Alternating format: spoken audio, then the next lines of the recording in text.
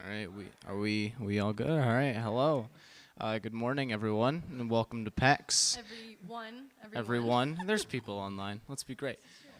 All right, if you don't mind, would you please stand and worship with us?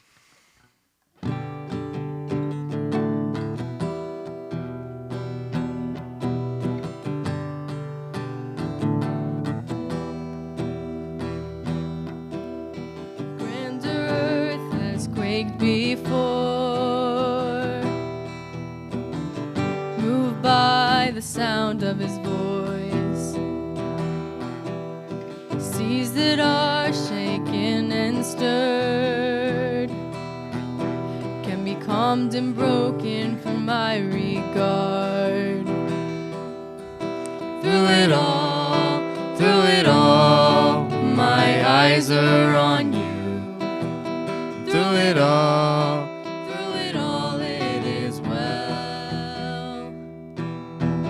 Through it all, my eyes are on you. It is well with me.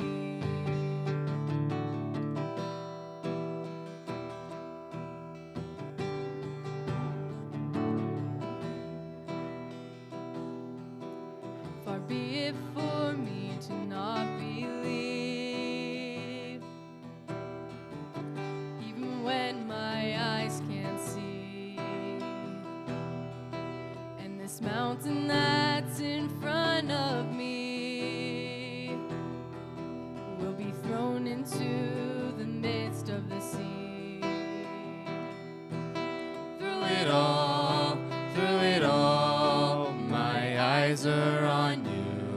And through it all, it is well. Through it all, my eyes are on you. It is well, it is well. So let go, my soul, and trust in Him. The waves and wind still know His name. So let go, my soul, and trust in Him. The waves and wind still know His name. So let go, my soul, and trust in Him. The waves and wind still know His name. The waves and wind still know His name.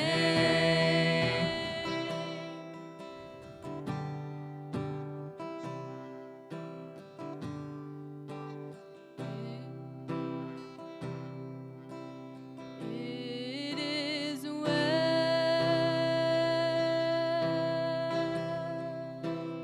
with my soul. It is well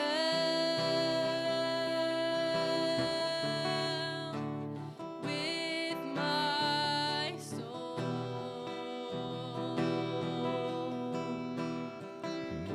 It is well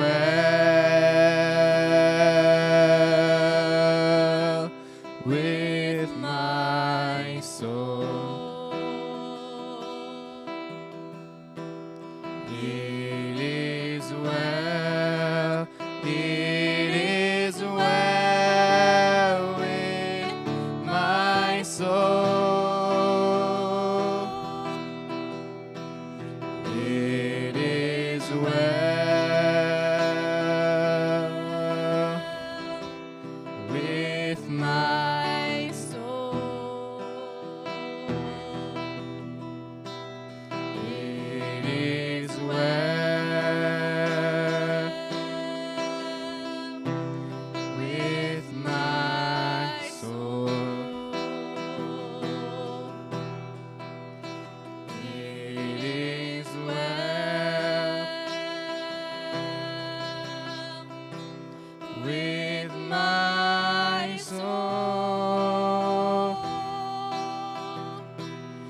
It is well.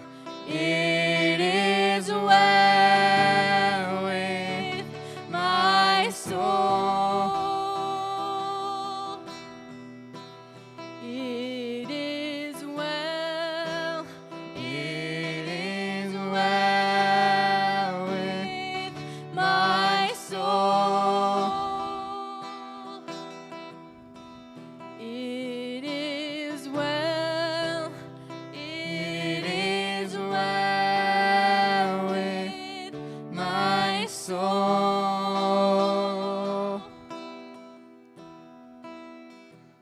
Through it all, my eyes are on you. Through it all, it is well. Through it all, my eyes are on you. It is well with me.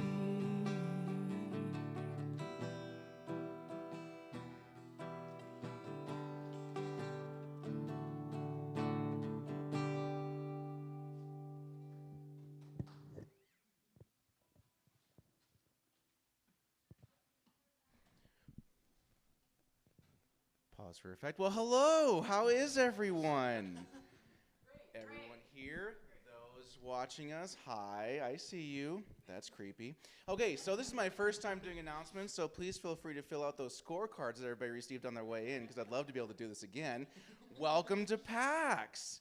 We're so glad that you're here. There are different ways that we would love to learn more about you, and I'm sure different ways that you'd love to learn more about us. So feel free to visit our website, paxchristian.church, not .com, because that one's awkward. And feel free to just click through there, learn more about us, learn more about the church, different things that we're doing, different events that we have.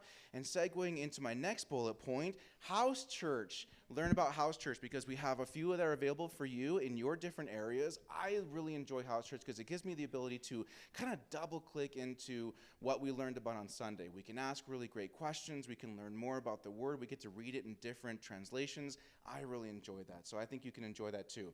Now let's talk about Right Now Media.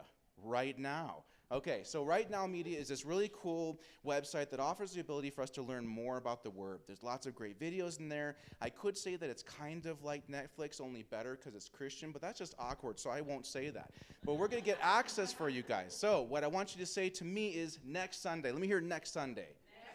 Next Sunday, you're going to get an email that's going to give you access to this. So make sure that you give us all your information if you haven't already, so that way we can really haunt you and stalk you. And then we can also get you access to Right Now Media. So I'm sure that you're going to enjoy it as much as I am. So get in there and do that. So if you'd all stand and worship with us, it'd be really awesome. So that way I'm not the only person standing in the room. And let's dive in, okay? Thanks, guys.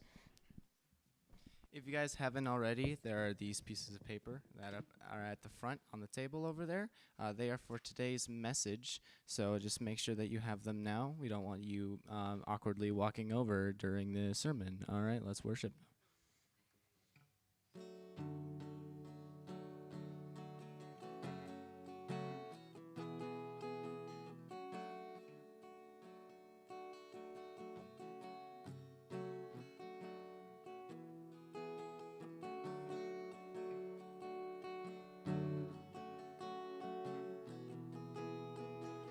God of creation,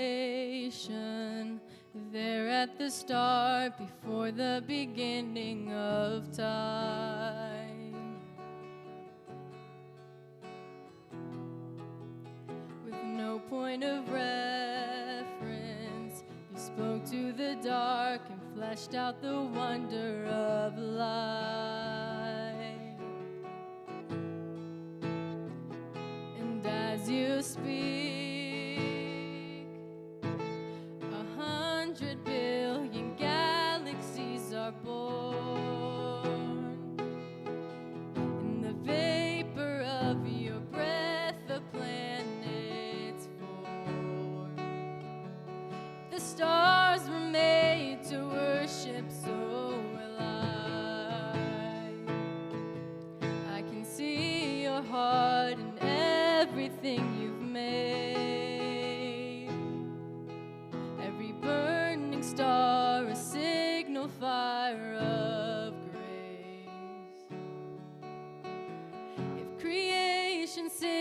your praises, so will I.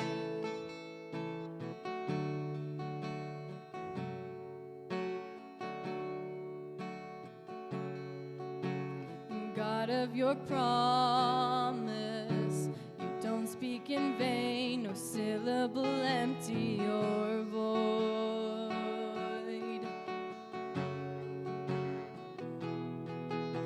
For once you have spoken, all nature and science follow the sound of your voice. And as you speak, 100 billion creatures catch your breath, evolving in pursuit of what you said. If it all reveals your nature, so will I. I can see your heart in everything you say. Every painted sky, a canvas of your grace. Creation still obeys you, so will I.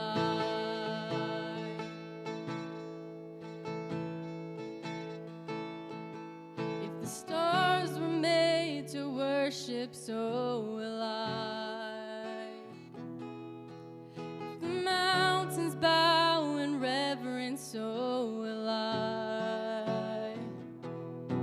If the oceans roar your greatness, so will I. For if everything exists to lift you high, so will I. If the wind goes where you send it, so will I. If the rocks cry out in silence, so will I. If the sum of all our praises still falls shy, then we'll sing again 100 billion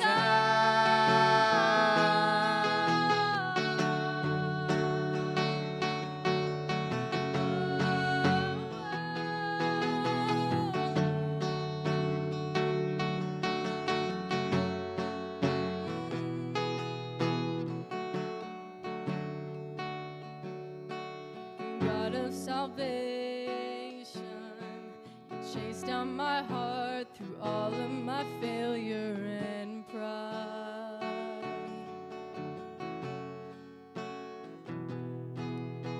On a hill you created, the light of the world, abandoned in darkness to die.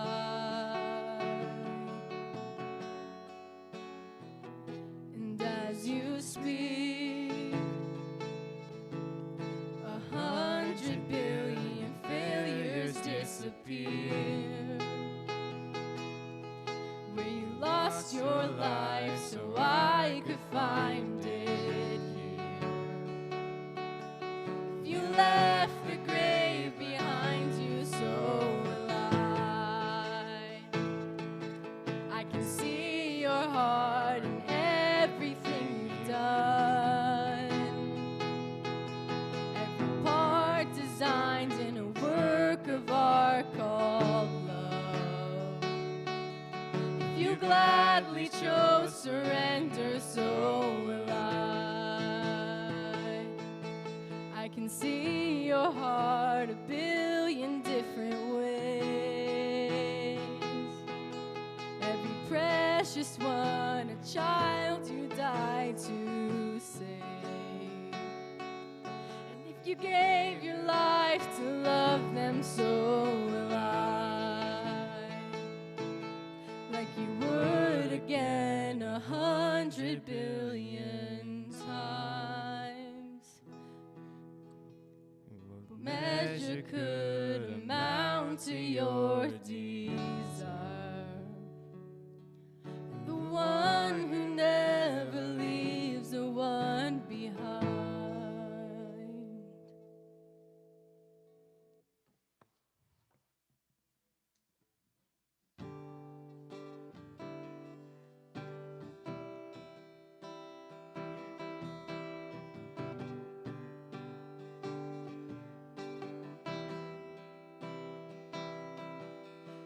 go before. I know that you've even gone to win my war.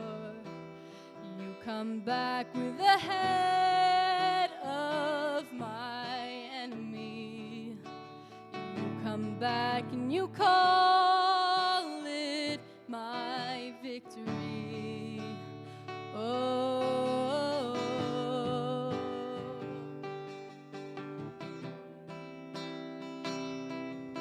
you go before. I know that you've even gone to win my war. Your love becomes my greatest defense. It leads me from the dry wilderness. All I did was pray,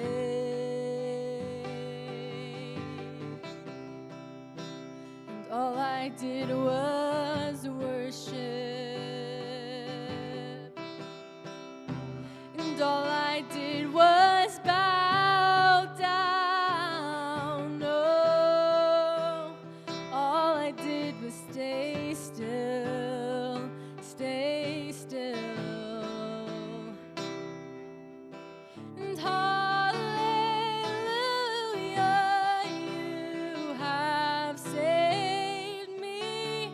So much better your way. And hallelujah, great defender. So much better this way.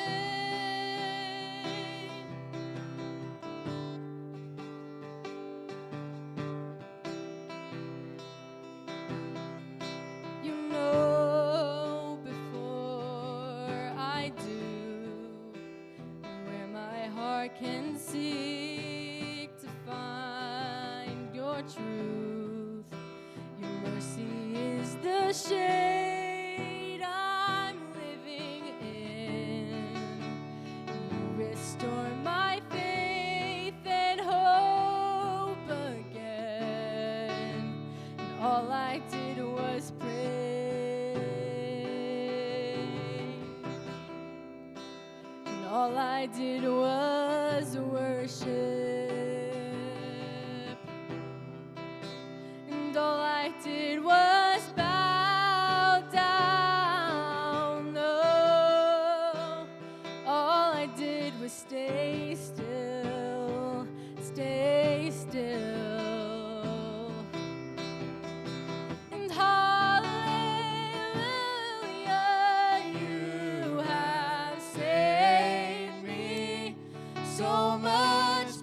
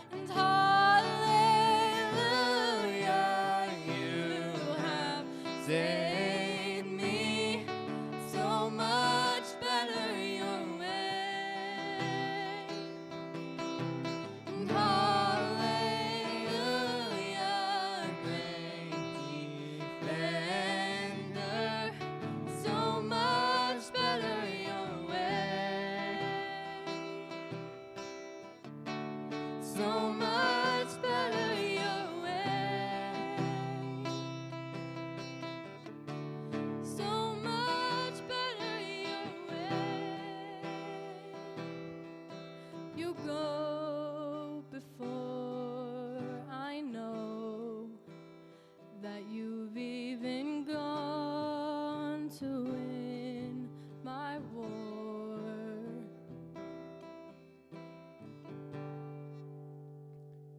Please pray with me. Dear Lord Heavenly Father, we thank you for this day. We thank you for the blue skies that we can see. We thank you for the clearing of the smoke, God. And I just ask today that everyone here and watching online, that they can hear the message, God, and that they can learn what it truly means to seek after you, God, to know who you are and to follow you, God, and that you've given us every reason to drop everything we have, all of our earthly possessions, and just seek after you. But somehow, some reason, we still tie ourselves down to our earthly things, God, to this earth. We chain ourselves. We willingly put on those chains, God, and you set us free. You hold the key to set us free, and you just offer it to us. And I pray that everyone here can hear that offering, can accept your call, and can unlock those chains and follow you, God, and step out that door. In your Son's name we pray. Amen.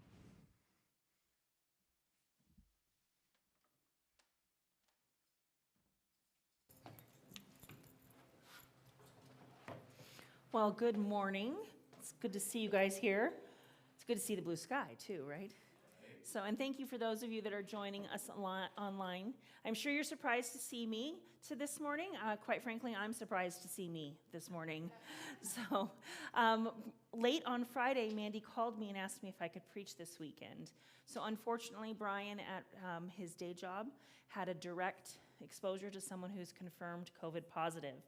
And so they decided that the wise thing to do, the best thing to do, was to quarantine through the weekend until they could get a proper test early next week. They're fine right now. There's no symptoms. They've both been vaccinated. But after prayer and thought, they thought it was best not to preach this weekend. I'm sure there's a broad reaction to that in this room and online. But what I can say is that they're trying to do what's best, what's wisest, from their understanding of the situation and after they've drawn close to God. They feel an immense responsibility for us. They care deeply for us, and they're just trying to do what they think is the wisest. Am I interfering with another? Okay. All right. So have you guys ever been in a situation where you weren't sure what to do and it wasn't as clear cut as good versus evil? Oh, yes. Yeah, right? What situation? Parenting stuff. Mm-hmm. Yeah, parenting stuff. Thanks. Thank you. Lots of things I think Yeah. Yeah, thank you. I know she's like, stop, Mom. But I'm an interactive teacher. I love to draw people out. So anybody else want to offer up an example where they've made a tough decision? So Kathy said parenting stuff. What about, should I change jobs? Is it the right time to change jobs, sell my house and move? Homeschool my kids, right? My husband and I struggle with that every fall. See, life is full of these kinds of tough, difficult choices. You know, there are choices about where we go to school, what major we do, what job we do. How do we make those choices in the midst of the world today? Right? So Proverbs says that the most important thing we can do in making our choices is to use wisdom. So Proverbs chapter 4, verse 7, it says, if you want, actually, we're going to camp in Proverbs today. So if you want to open to Proverbs, there's a few times I'm going to bounce elsewhere, but if you want to open up to Proverbs, that's where we're going to be staying most of today. Anna, could you click on the verse Proverbs 4, 7? Here we go. So I'm using the NLT. I know it's not their favorite, but it's mine. So I like it's that halfway balance between a scholarly interpretation and something that makes sense. Sorry. So it's my favorite. So getting wisdom is the wisest thing you can do. Whatever else you do, develop good judgment. Why is that? Why is wisdom? This verse says it's the most important thing we can do. The New King James says it's the primary or the principal. Why is that so important? We'll go in Ephesians 5:15, and you don't have to turn there because, like I said, I'm going to be bouncing out of Proverbs, but keep coming back to Proverbs. Ephesians 5:15 says we are to be wise, to be careful how we live. as the wise, but not the unwise. In Deuteronomy, we're told to teach our children wisdom. And in Philippians 1, that is Paul's prayer for his church there. And we've been studying Philippians and the mastercraft of that letter, which is also you just have to read it. Mandy said it so well last week or the week before that it's a perfectly crafted sermon in and of itself. But in Philippians 1, verses 9 and 11, Paul says, I pray that your love will overflow more and more, and that you will keep on growing in knowledge and understanding. And that combination of knowledge and understanding is often an English interpretation for the concept of wisdom. For I want you to understand what really matters, so that you may live pure and blameless lives until the day of Christ's return. May you always be filled with the fruit of your salvation, the righteous character produced in your life by Jesus Christ. For this will bring much glory and praise to God. Did you hear that? Apparently my Sims game is telling me to log back in. All right, so there are so many benefits from wisdom, and not the least of which is to not waste your time on Sims on the iPad. So the book of Proverbs, we're gonna camp there most of today. And what you need to know about Proverbs is that it right up front, it tells you why it's important, right? Right in chapter 1, verses 1 through 7, it says what is most important. And Proverbs is a collection of sayings. It was collected over about 200 to 300 years. Most of it is written by King Solomon, who is called the wisest man to have ever lived. But some of it's written by other people like Hezekiah or King Lemuel. But when they compiled the book, they said that we're going to put right up front what is most important, what is the thesis statement of the book.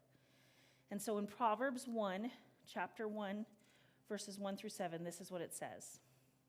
These are the Proverbs of Solomon, David's son, king of Israel. Their purpose is to teach people wisdom and discipline, to help them understand the insights of the wise.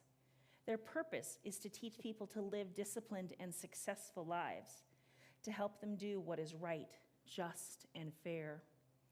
These proverbs will give insight to the simple, knowledge and discernment to the young. Let the wise listen to these proverbs and become even wiser. Let those with understanding receive guidance by exploring the meaning in these proverbs and parables, the words of the wise and their riddles. For fear of the Lord is the foundation of true knowledge, but fools despise wisdom and discipline. See, right here are the benefits of wisdom. It includes discipline and understanding, the improved chance at success, doing what is right, just, and fair, and having discernment. But later, other proverbs talk about how it includes having joy and peace, contentment, trust in God, protection of God, salvation. So you can see how important it is to have wisdom as you go about making your decisions in life. But where do you actually get it? There's a lot of voices in the world telling us what to do. There's Facebook, there's Instagram, TikTok, your friends, your family, the news. But as Christians, shouldn't our wisdom be coming from God? And if you aren't reading your Bible, then how do you know whether what's being told to you is coming from God? So pop quiz. For those of you that are in the room, if we're about to go through some quotes, if they're in the Bible, raise your hand. And if you're joining us online, if you could drop a comment in below, either a thumbs up or a thumbs down, and just let us know if you think this is in the Bible. So the first one, pride comes before the fall. All right, so we've got a couple of hands going up. All right, hate to tell you this, not in the Bible. Oh, right? So pride comes before the fall is kind of a misquote of Proverbs 16:18, which is pride goes before destruction and haughtiness before the fall. All right? The abridged version. What about this one? What doesn't kill you makes you stronger. That's Kelly Clarkson. It is. It is actually. What doesn't kill you makes you stronger. Stand a little taller. Yeah. But, no offense to Kelly Clarkson. It's actually a quote from Friedrich Nietzsche in the 1800s. So, and the last one, never give up, never surrender. Oh, I know that. Give it away. Yes, in the movie Galaxy Quest. This is my favorite quote. And by total accident, I have it written on this necklace, and I wore this necklace today. We call it our family motto. So, but we love this movie, and we say this all the time. It's one of our favorite proverbs or truisms.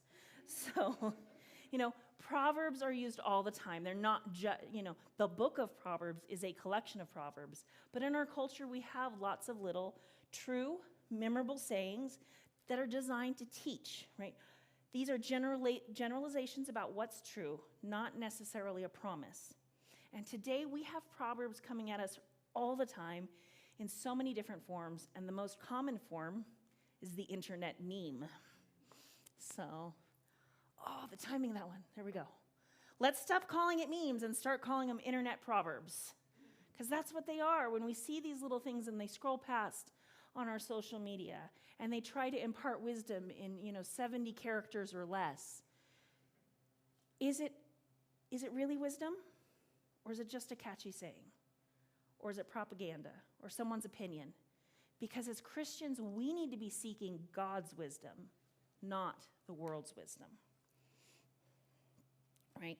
And the idea here is wisdom's not just knowledge. It's not just knowing what to do.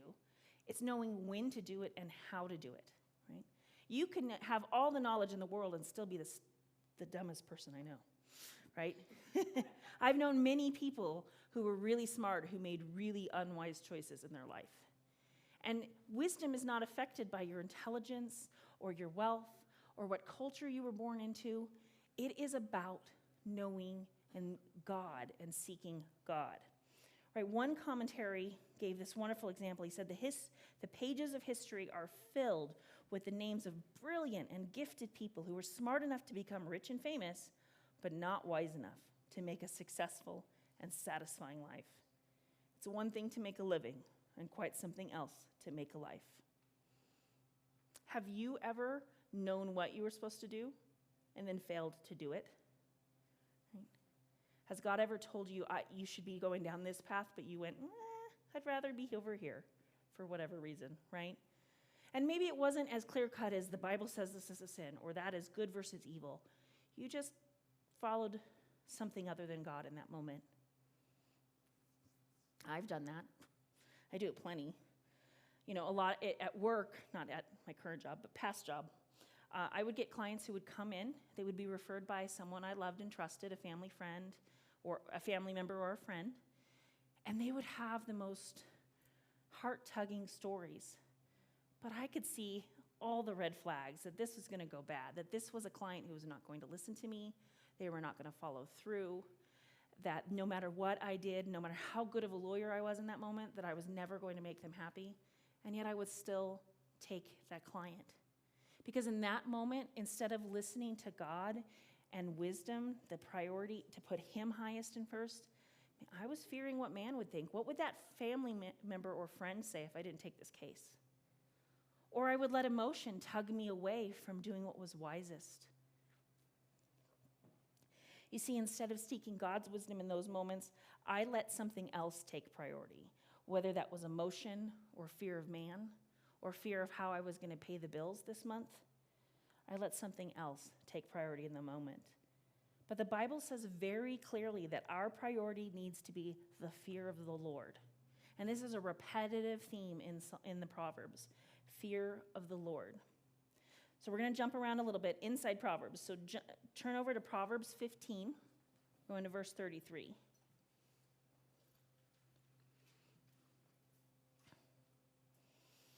So Proverbs 15:33. The beginning of that verse says, fear of the Lord teaches wisdom. And if you go back to chapter 9, verse 10. So turn back to chapter 9, verse 10. Fear of the Lord is the foundation of wisdom. Knowledge of the Holy One results in good judgment. And Proverbs 14:27 says that fear of the Lord is a life-giving fountain. It offers escape from the snares of death. You know, in English, this concept of fear of the Lord, we hear the word fear and we think, well, we're supposed to be scared. But in that culture, in the Jewish culture, it was really about reverential awe. It's this shorthand for being so in awe of God that your life is filled with love and worship and obedience to the God who's the creator of the universe. Right? It is about putting God first and highest above everything else. And it's resting in the assurance that even though you don't understand what's going on, that you believe that God is doing the right thing. Are you putting God in the highest place of honor in your life? Are you resting in him? Are you in awe of him? Do you fear what he thinks of you most or what someone else thinks of you most? Because Proverbs 29:25 says that fearing people is a dangerous trap, but trusting the Lord means safety. Right? So we know how valuable wisdom is. We know that it starts with a fear of the Lord. But like literally, how do you do that, right? What's the first step to that? And that's where the piece of paper on your that you picked up on the way in comes in. The first thing you need to do is draw close to God. I do not mean simply being saved, right? You need to do more than that.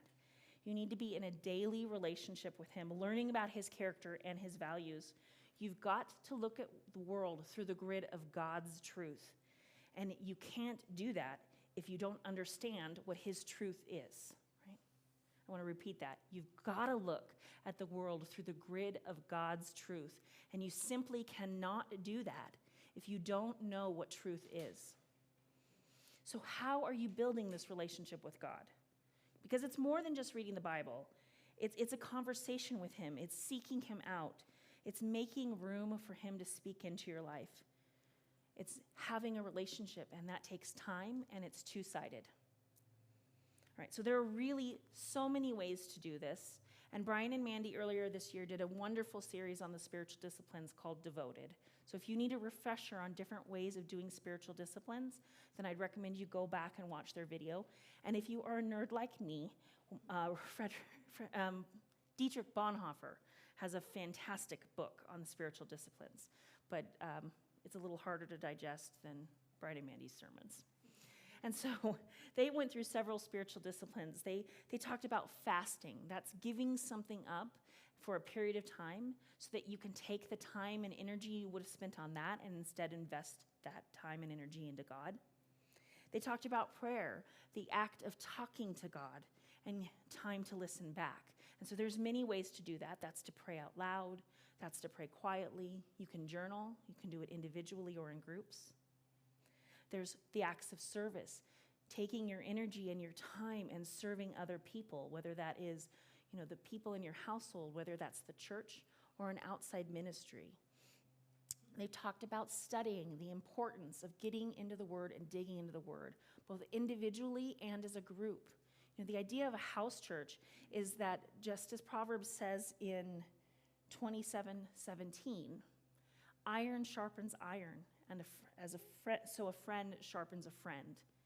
That we would be reading Scripture together and that we would struggle with it together and challenge each other, not just to understand it, but to live it out. There's also meditation.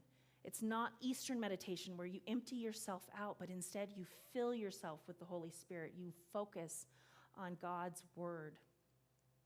And I love to meditate. It's one of my favorite ways to calm down. For those that don't know me, I'm a rather high-stress individual. I love the app. It's available on both Android and Apple. But the app is called Abide, as in Abide in Christ. And they offer guided meditations anywhere from 5 minutes to an hour long where they read through Scripture. They offer a few meditations every week that are free of charge, which is great. And if you don't want to get an app, they have a YouTube channel because everything's on YouTube as well. But it's just a great way to be, to meditate and have that tool and help. There's also the spiritual discipline of solitude, of getting away so that you can divest yourself of any distractions and really focus on Jesus and on God. This was one of his most documented spiritual disciplines, right? He would draw away from the crowd and get to a quiet place. And if that quiet place, because you're a parent, happens to be the bathroom, God doesn't care, right? Right? That is how my kids are older now, so I don't have to worry about that so much. Now I can just go to the bedroom and close the door. But when they were little, it was the bathroom. Mommy needs a timeout. Yeah. All right. So or worship. I am not a musician myself, but I so love what you guys are able to do and how you bless us with music. And so thank you so much. If you are a musician yourself, I'm sure that just drawing away and playing the instrument, you can worship God.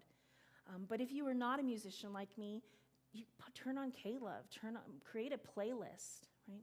But worship isn't confined just to music. You could, go take a hike, do a painting, craft something, and do it for the glory of God. That is worship. And then, of course, celebrate. We have a God who loves to party, right?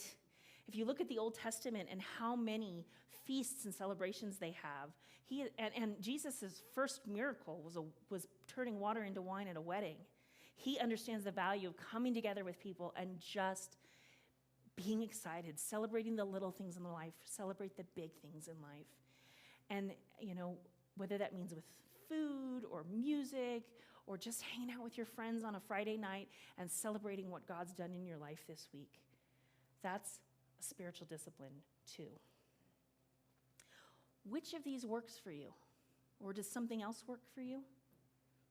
I want you to take a moment, look at the sheet of paper I gave you, and under the drawing, draw close to God. Would you write down which spiritual discipline or disciplines works best for you? If you have a pen, unfortunately, I got here this morning and all our pens had disappeared.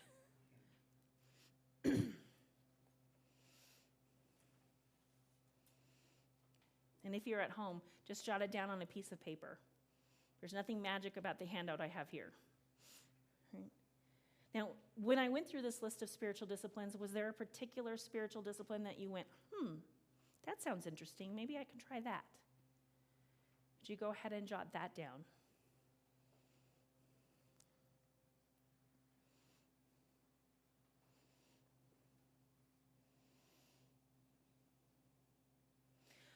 So I really love that we're back in school. I love the rigidity and the predictability of the school day. And it's really helped me return to my spiritual disciplines. We homeschooled the kids all last year during the start of COVID, and I was on chemotherapy at the beginning of the school year. So we made the decision to keep the kids home for the year. So this is the first time in 18 months that we're driving them to school. And I love it. Because I can drop them off, and I have 30 minutes to an hour before I have to be at work. And that's the time I'm setting aside for God, right? Some days I head over to you'll find me at DST Coffee with my head in my iPad and my journal, and I'll be journaling. That's that combination of prayer and study that I do. Sometimes I'll pop the Abide app in on my earbuds and I'll go for a walk. So you might see me around Jake's Wetland or the Minden Park, or as my legs get stronger, hopefully I can do longer and longer walks, maybe start doing hikes in that hour in the morning. So what works for you, and how are you going to fit it in? I wish I could say I'm always good at this. I'm not. For the last 18 months, I might be lucky if I fit in 30 minutes somewhere, but the structure of the school year is really helping me follow through on these disciplines. And as you draw close to God, what's wonderful about God is this is a conversation. You don't just download your day. You don't just tell him, this is what's happening in my life. And you don't just sit there as an open vessel and go, tell me what you need me to know, Lord. Oh. You get to ask questions of the creator of the universe. And one of the questions he said, go ahead and do, is ask for wisdom, ask for guidance. In fact, James chapter 1, verse 5 says that if any of you lacks wisdom, you should ask God, who gives generously to all without finding fault, and it will be given to you. Right? Wisdom is not hiding.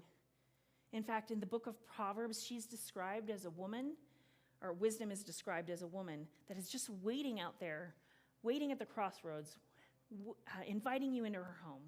Right? Throughout the book of Proverbs, wisdom is repeatedly described as a woman who's saying, come and ask and you will get. Right? She's contrasted constantly with folly and foolishness. But the doors of her house are flung open wide. I'm going to read some of Proverbs chapter 8 if you want to head over there. We're going to read verse 1 through 8 and then jump to 17. So we're going to Proverbs 8.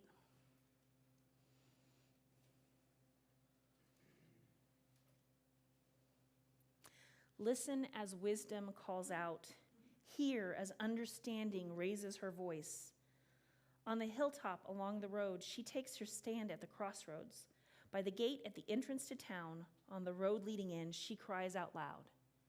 It's like, where is she? She's in the most obvious spot in town where everyone will see her. In our community, where would that be? You've all gone quiet. In front of Starbucks, yes. 395 and 88. I think that's exactly where she would be. She would be at 395 and 88 with a big sign. And this is what the sign would say. Verse 4. I call to you, to all of you. I raise my voice to all people. You simple people, use good judgment. You foolish people, show some understanding. Listen to me, for I have important things to tell you. Everything I say is right. I love all who love me, and those who search will surely find me. Right? She's got the big sign that says, listen, I've got knowledge and wisdom. I've got understanding for you. Listen, and if you ask, you will find. And then I want to turn one page or next chapter to Proverbs 9, verses 1 through 6. Right? So now it's the end of the day. She packs up the sign. Where does she go? She goes home. And she's a wonderful hostess, right? She wants to invite as many people home for dinner. One of her spiritual disciplines is celebration, right? Wisdom has built her house. She has carved its 7 columns. She has prepared a great banquet, mixed the wines, and set the table. She has sent her servants to invite everyone to come, and she calls out from the heights overlooking the city. Right? In modern, the way I kind of think about this is like, this is a Joanna Gaines. Not only did she like make a gorgeous banquet, but she built the awesome house, right? And the banquet is the tables just laden with the richest of wines and food. And this is what she's saying. She's saying, come with me, she urges the simple. To those who lack good judgment, she says, come, eat my food, drink the wine I've mixed. Leave your simple ways behind and begin to live.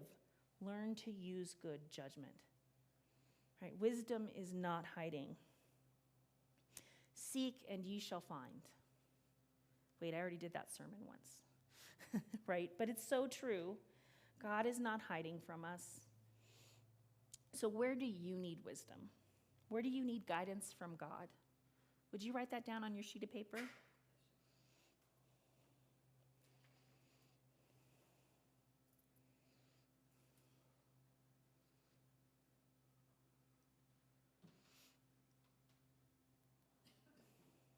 right in the front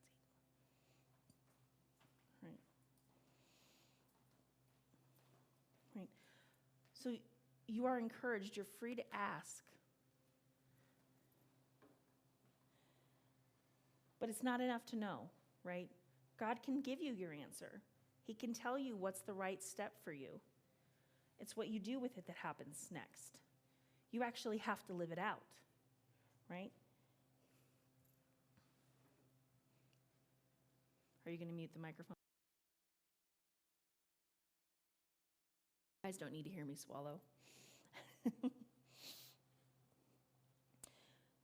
Proverbs 7, if you want to turn to chapter 7.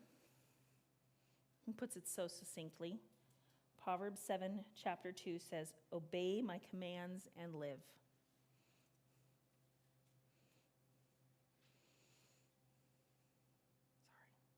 All right, Proverbs 7, verse 2. Obey my commands and live. And then if you want to jump to verse 29, chapter 29. See, this is part of why I love Proverbs is there are lots of short sayings, so you jump around. And if you just take time, it takes about half an hour to read Proverbs start to finish. And if you don't want to read it, just press play on the Bible app and it'll read it out loud to you. But there's lots of thematic jumping around. All right, so chapter 29, verse 18 says, when people do not accept divine guidance, they run wild. But whoever obeys the law is joyful. You see, in this text, the concept of listen and obey, in these two verses, it's the same word. Because if you don't really listen, you can't obey, right? I think all the parents here understand that. Like, if your kids didn't do it, did they even listen to you in the first place, right? So what is God asking you to do right now? What are you being challenged to do? And it could be something small, like stop swearing. Or it might be something big, like, I don't know, sell your house in Arizona with your nice job and move to the middle of nowhere and start a church, right? I think we all pray that that doesn't happen to us, but we're grateful that it happened to Brian and Mandy and that they lived it out, that they actually did it. If you're not doing what God has asked you to do, why not? What's holding you back? Right. And finally, you need to do it over again. Rinse and repeat, right? Wisdom is not a one-time event. It is a lifetime journey. By Warren Wiersbe has a great quote in his commentary. He says that obtaining spiritual wisdom is not a once-a-week hobby. It's a daily discipline of a lifetime. Are you relegating wisdom to once a week? Because if that once a week is right now, you are not getting enough wisdom. You are not getting enough Bible. You are not getting enough Jesus. I'm so glad you're here. I'm so grateful you're joining us. But if this is all you're getting, it is not enough.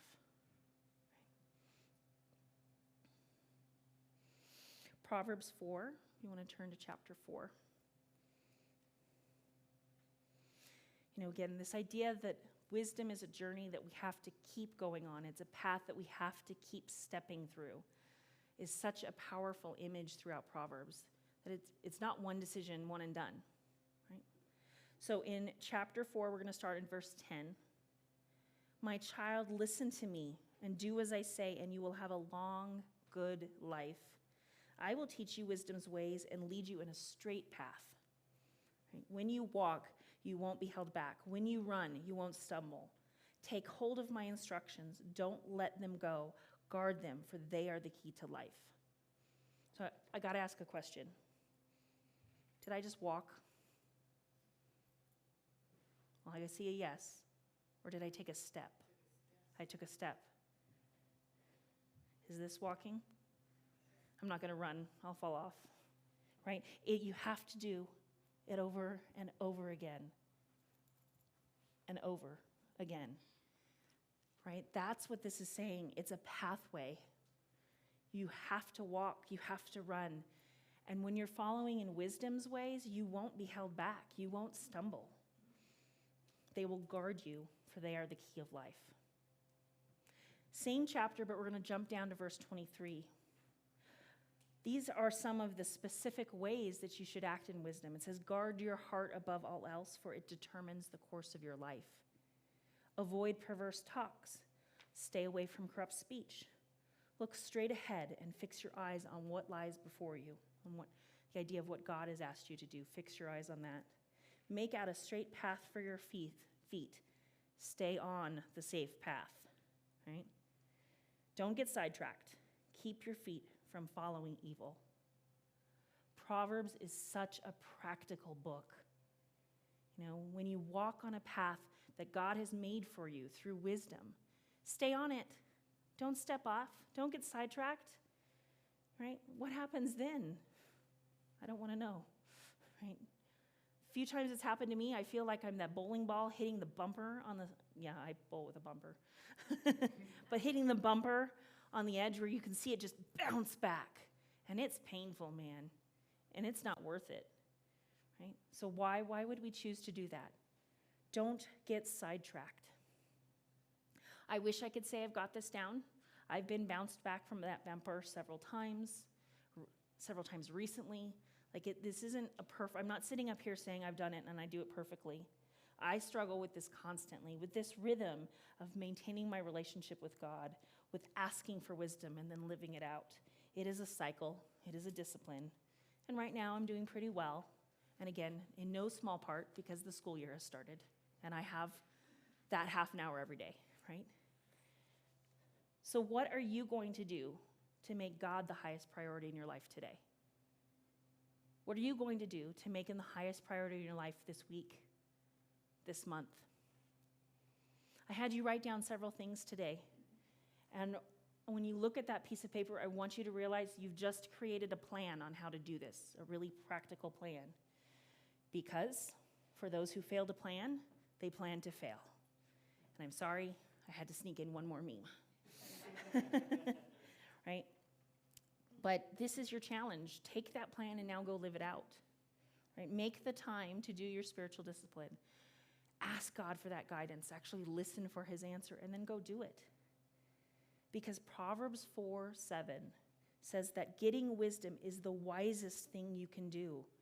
Whatever else you do, develop good judgment. Thank you.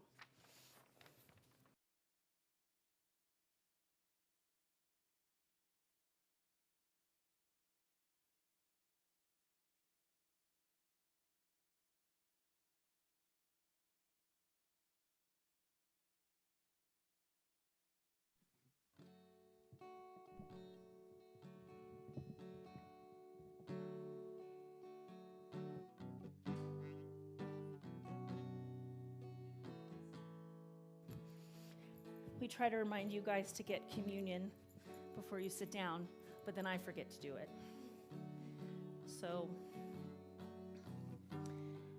I'm reading straight from Corinthians 11 today, 1 Corinthians 11. And it says, Lord Jesus, on the night he was betrayed, took the bread. And when he had given thanks, he broke it and said, "This is my body, which is for you. Do this in remembrance of me."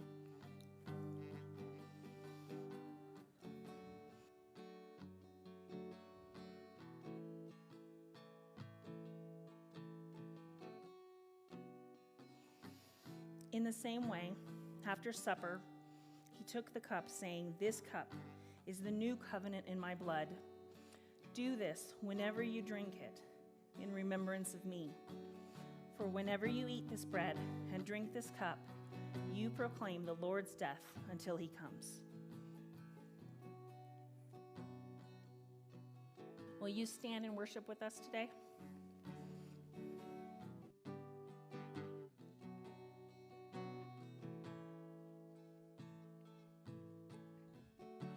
You were the Word at the beginning, one with God the Lord Most High. Your hidden glory in creation, now revealed in you are Christ. What a beautiful name it is. What a beautiful name it is, the name of Jesus Christ, my King. What a beautiful name it is, and nothing compares to this.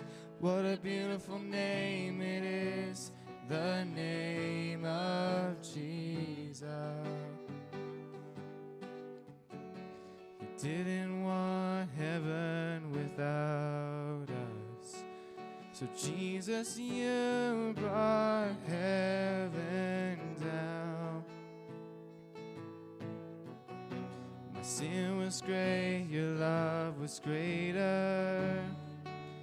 What could separate us now? What a wonderful name it is. What a wonderful name it is, the name of Jesus Christ, my King. What a wonderful name it is, nothing compares to this.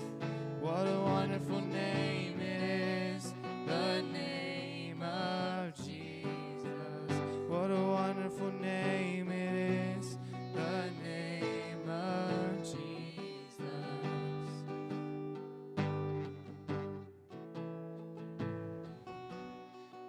What a God we have. To echo the thought of God just loves when we're all in accordance with each other. Have anyone ever noticed, like when you're in a crowd, when you're in worship, no matter if you have like a great singing voice or anything, when everyone combines as like a community, as a family, it always just sounds so beautiful. Everyone singing in accordance and praising Jesus. Whoever has any voice, no one standing out, everyone mixing together, being one voice praising God. And that's how it really should be. And he made it possible through his death on the cross so that we can praise him. Death could not hold you, the veil tore before you. You silenced the boast of sin and grave. The heavens are roaring, the praise of your glory. Now you are raised to life again. You have no rival, you have no equal. Now and forever, God, you reign. Yours is the kingdom, yours is the glory, yours is the name above all names. What a powerful name it is. What a powerful name it is. The name of Jesus Christ, my King. What a powerful name it is. Nothing can stand against. What a powerful name it is. The name of Jesus. You have no rival. You have no equal. Now and forever, God, you reign. Yours is the kingdom.